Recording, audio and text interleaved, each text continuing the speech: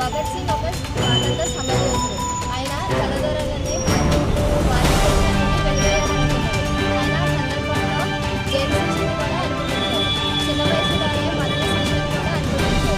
ఆయన చనిపోయే ముందు రాజ్యం విప్లవం అనే పుస్తకాన్ని కూడా చదవాలనుకున్నారు. ఆయన చనిపోయిన తర్వాతే ఆయన పుస్తకం చదివిన తర్వాత ఆయన చనిపోవాలనుకున్నారు. ధన్యవాదాలు. సంగ్రామంలోనే మార్చి 23 అనేటువంటిది ఒక దురదృష్టకరమైనటువంటి చీకటి రోజుగా మనం భావించాలి. ముక్కు పచ్చలారినటువంటి నవ యువకులను నిర్దాక్షిణ్యంగా ఆ రోజు బ్రిటిష్ ప్రభుత్వం ఉరి తీసినటువంటి రోజు ఈ రోజు. రాజ్గురు కానీ, సుఖదేవ్, అలాగే భగత్ సింగ్, ఈ ముగ్గురు కూడా ఆనాడు సహాయ నిరాకరణ ఉద్యమంలో ఎవరైతే అసూలు భాశారో వారిపై ఉన్నటువంటి ప్రేమ అభిమానంతో ఈ యొక్క దేశానికి స్వతంత్రం సిద్ధించాలనేటువంటి ఒక కోరిక ఆకాంక్షతో వారు ఈ దేశాన్ని నుంచి బ్రిటిష్ వారిని పారదొరాలి, ఈ దేశానికి విముక్తిని కలిగించాలి బ్రిటిష్ వారి ద్వారా అనేటువంటి ఒక ఆలోచనతో వారు చేసినటువంటి పోరాటానికి బ్రిటిష్ వారు ఇచ్చినటువంటి బహుమానం ఈ దేశానికి వారిని ఉరితీయడం. ఆనాడు వారి యొక్క త్యాగ ఫలాలే ఈరోజు ఇంత మనం స్వేచ్ఛా గాలిని తీసుకుంటున్నామంటే ఆనాడు ఆయన ఊపిరి వదిలారు, ఈ దేశంలో ఉన్నటువంటి వారందరికీ స్వేచ్ఛను అందించారు.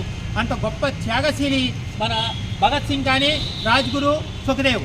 అలాగే మరి గత 40 సంవత్సరాల నుంచి శ్రీ విజ్ఞాన వేదిక ఆధ్వర్యంలో ఈ యొక్క భగత్ సింగ్ వర్ధంతిని చేయడమే కాకుండా మరి బోస్ గారు ఆ రోజు మరి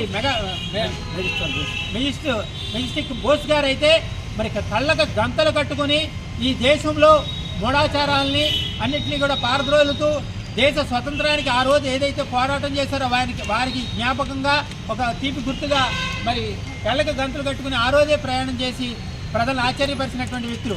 అలాంటి వారందరూ కూడా ఎప్పటికీ భగత్ సింగ్ యొక్క ఆదర్శాలను మర్చిపోరు. అందుకని ఈనాటి యువతలో కూడా ఆ భావాలు ఆయన స్ఫూర్తిని నింపాలని శ్రీ విజ్ఞాన వేదిక ఆధ్వర్యంలో క్విట్ ఇండియా ఏదైతే ఉద్యమ నిర్మాణ కమిటీ ఉందో వారందరూ కలిసి ఈరోజు ఈ యొక్క కార్యక్రమం చేయడం జరిగింది. రాజ్గురు, సుఖదేవ్ యొక్క వర్ధంతి సందర్భంగా ముగ్గురికి కూడా మహానేతలకి నివాళులు అర్పిస్తూ వాళ్ళు ముగ్గురు కూడా మన భారతదేశ స్వాతంత్రానికి విప్లవాత్మకంగా ముందుకు నడిపించి, అంటే ఆ రోజుల్లో అతివాదులు మితవాదులు అయినటువంటి వారు ఉండేవారు. వీళ్ళు అతివాదుల కింద లెక్క అనమాట. గాంధీ గారు వాళ్ళనేమో శాంతియుతంగా స్వాతంత్రం సంపాదించాలనే ఉండేది, కానీ వీరు ఈ విప్లవాత్మకంగా స్వాతంత్రం సంపాదించాలనేటువంటి దాంట్లో వీళ్ళు ముందుగా ఈ లాలా లజపత్ రాయ్ హత్య సందర్భంగా ఈయన ఒక పోలీస్ అధికారిని కాల్చి చంపడం వల్ల వీళ్ళు బ్రిటిష్ ప్రభుత్వం వీళ్ళ ముగ్గురిని కూడా శిక్షలు తీసింది. వీళ్ళు ముగ్గురు కూడా చాలా విప్లవాత్మక అలాగే విప్లవం వర్ధిల్లాలి అనే నినాదం కూడా వీళ్ళు ఇచ్చింది. అటువంటి మహానాయకులను మనం ఈరోజు ఆయన వర్ధంతి సందర్భంగా నివాళులు అర్పిస్తూ వారి యొక్క బాటలో మనందరం కూడా బయలుదేరాలని చెప్పి ప్రతి ఒక్కరూ కూడా దేశభక్తిని కలిగి ఉండాలని చెప్పి ఈ సందర్భంగా విద్యార్థులందరూ కూడా విజ్ఞప్తి చేస్తారు. ఇప్పటి పాకిస్తాన్ దేశంలో జన్మించాడు. అతడు భారత స్వాతంత్ర సమరయోధుడు, కమ్యూనిస్టు భావజాలం ఉన్న వ్యక్తి. బ్రిటిష్ వారి పరిపాలన వ్యతిరేకించాడు. ఎన్నో విప్లవాత్మక ఉద్యమాలు కూడా చేపట్టాడు. ఇంక్విలాబ్ జిందాబాద్, విప్లవం వర్ధిల్లాలి అనే నినాదాల సృష్టికర్త భగత్ సింగ్ లాలా లజపత్ రాయ్ని బ్రిటిష్ వారు లాఠీ చార్జీతో కొట్టడం వల్ల ఆయన ప్రముఖ స్వాతంత్ర యోధుడు లాలా లజపత్ రాయ్ మరణం భగత్ సింగ్ ఆవేశాన్ని పెంచింది. అతడు తన సహచరులు రాజ్గురు, సుఖదేవ్తో కలిసి బ్రిటిష్ అధికారిని కాల్చి చంపారు. అలాగే కేంద్ర శాసనసభలో భగత్ సింగ్ బాంబులను పేల్చాడు. తర్వాత భగత్ సింగ్ అరెస్ట్ అవ్వడం జరిగింది. జైల్లో బ్రిటిష్ ఖైదీలతో సమానంగా భారతీయ ఖైదీలకు కూడా సమాన హక్కులు ఉండాలని చెప్పేసి నిరాహార దీక్ష పాటించాడు. అతడి నిరాహార దీక్ష విజయవంతమైంది.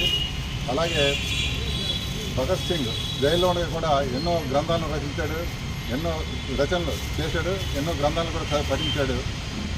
కావున భగత్ సింగ్ పట్ల ప్రజలకున్న వీరాభిమానాలకు బ్రిటిష్ ప్రభుత్వం భయపడింది. ఆ ప్రభుత్వం భగత్ సింగ్ను, రాజును, సుఖదేవ్ను అనుకున్న తేదీ కంటే ఒక రోజు ముందుగానే స్టడీ తప్పు లేకుండా లాహోర్ సెంట్రల్ జైల్లో ఉరి తీయడం జరిగింది. ఆ ఉరి తీయడం అనేది 1937 సంవత్సరం మార్చి 23వ తేదీ.